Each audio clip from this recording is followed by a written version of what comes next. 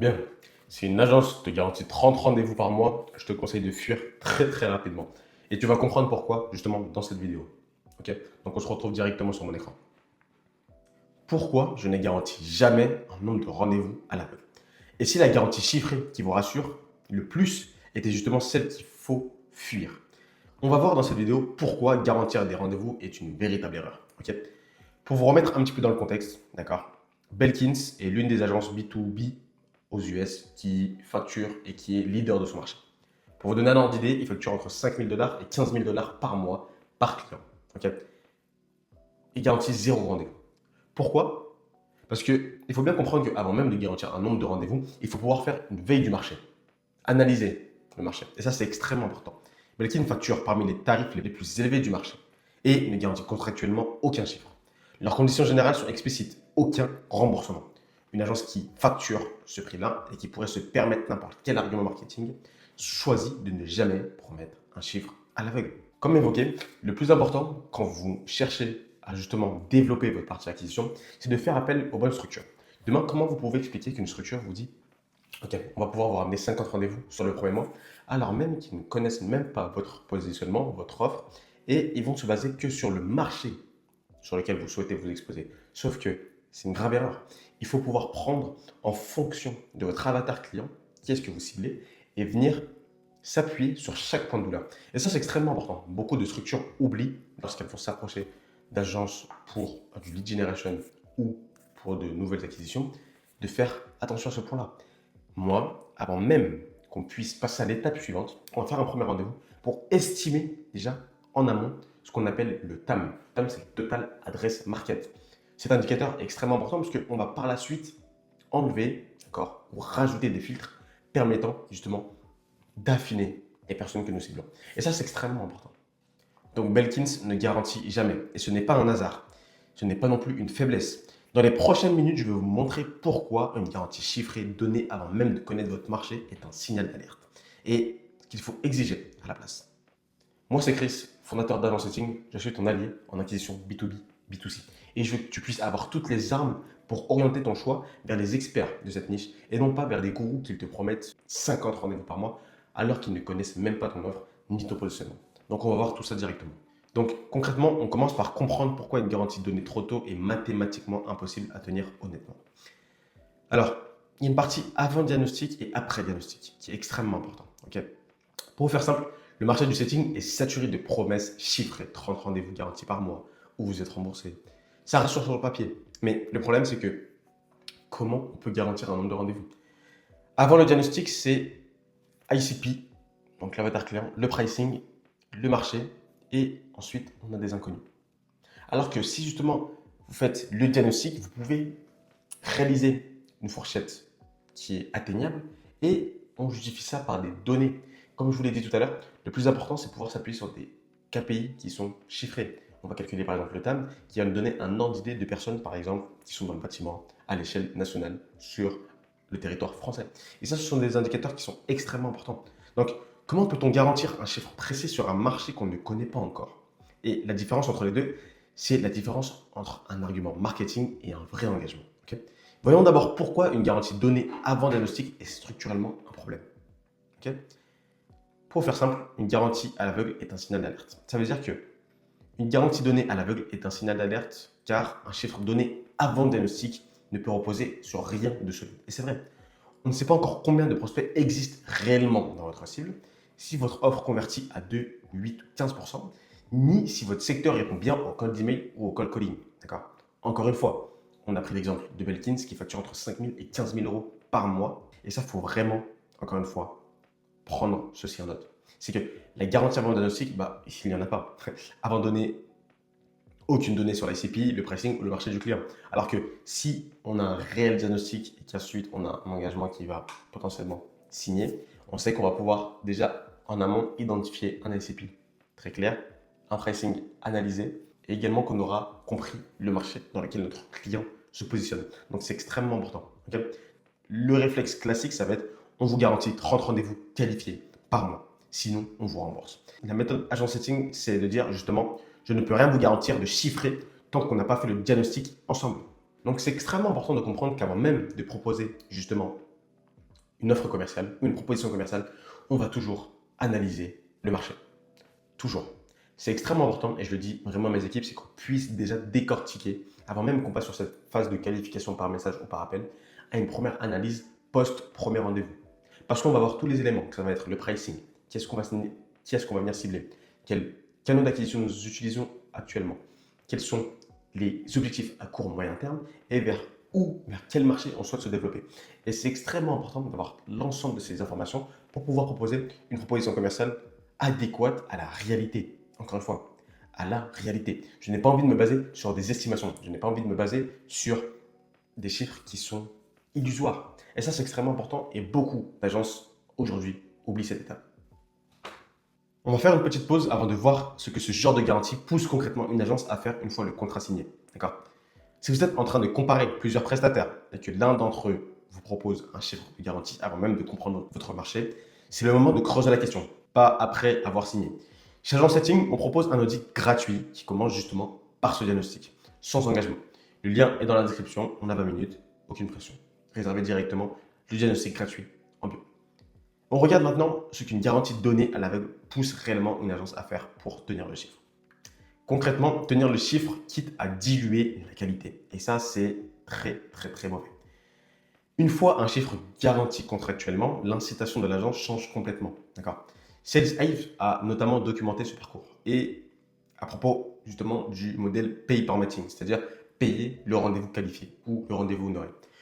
Le principal mode d'échec, c'est le désalignement d'incitation. Le prestataire optimise pour le volume promis.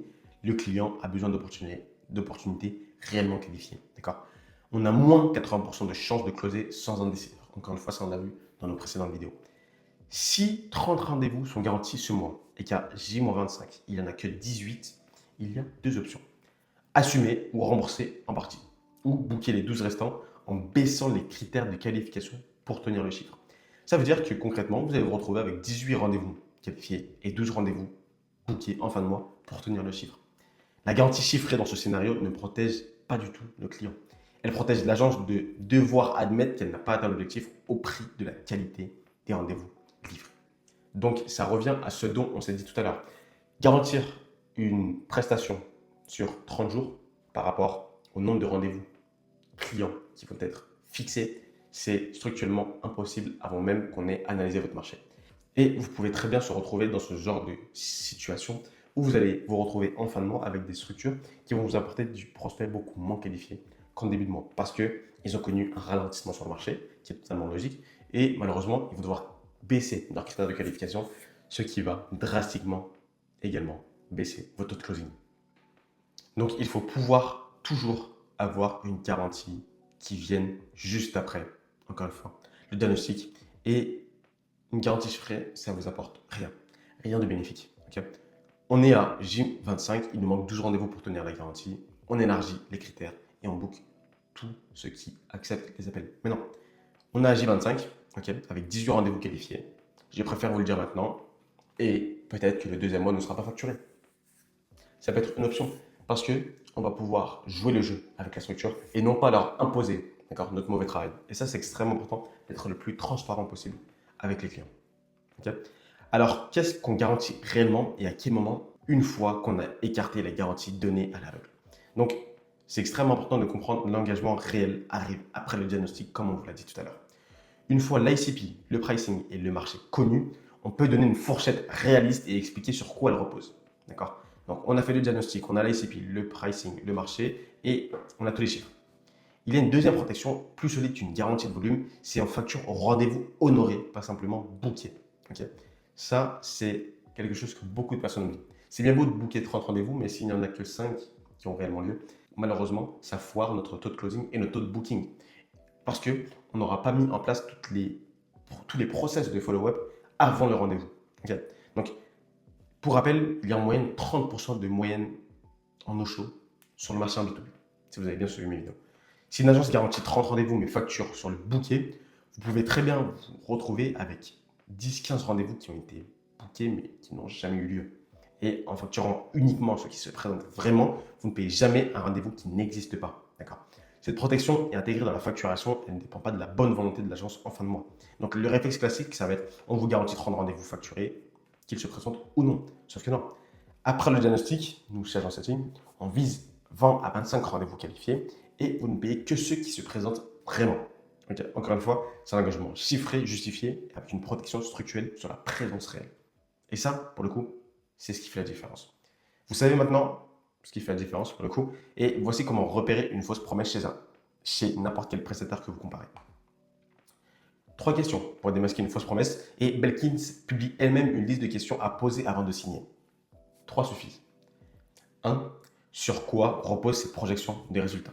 Un prestataire sérieux ne pourra jamais vous projeter des résultats à venir avant même qu'il connaisse votre offre, votre marché, ainsi que votre positionnement. Donc déjà, ça c'est un détail qui est presque rédhibitoire. On va pouvoir ressortir l'argument de on accompagne tel ou tel client. Alors, quand on vous dit ce genre d'argument, demandez les preuves. Demandez des preuves chiffrées de ce que cette agence a appliqué pour son client dans tel marché. Et là, vous verrez comment ça évolue si mon ICP change. Si votre ICP change, il va falloir justement pouvoir informer déjà l'agence en question et pouvoir retravailler, faire exactement le même process. On audite avec le pricing, le positionnement, le message qu'on fait véhiculer. Et tous ces éléments-là, il va nous les falloir pour pouvoir de nouveau faire un diagnostic et réestimer pour le coup une fourchette de rendez-vous atteignable. Encore une fois, qu'est-ce qui se passe si le chiffre n'est pas atteint? La réponse doit être précise, contractuelle, pas en vague, avec on fera de notre mieux. Et c'est vrai, beaucoup de structures ne mettent pas dans leurs conditions de vente justement une garantie qui permet de protéger, le client. C'est-à-dire que demain, si vous vous engagez à livrer 5 à 10 rendez-vous sur le M1, il faut pouvoir mettre une garantie qui fait que si demain vous n'atteignez pas ce chiffre, vous allez pouvoir faire une ristourne ou un discount sur les 3-4 prochains rendez-vous ou offrir le prochain fixe ou bénéficier d'un avantage en termes de pourcentage. Et ça, c'est extrêmement important. Pouvoir, encore une fois, mettre de l'eau dans son vin et reconnaître que l'agence en question n'a pas su faire le travail qui lui était confié. Donc, vous avez à peu près toutes les armes qui vous permettent de choisir les bonnes structures.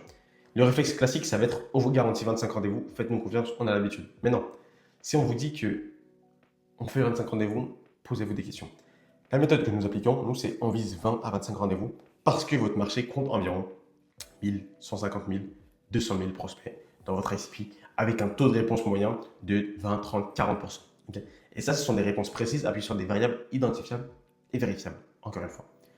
On récapitule tout ça, je vous dis comment on applique nous-mêmes cette logique chez Agence Setting. Pour vous faire 5, on fait chez Agence Setting.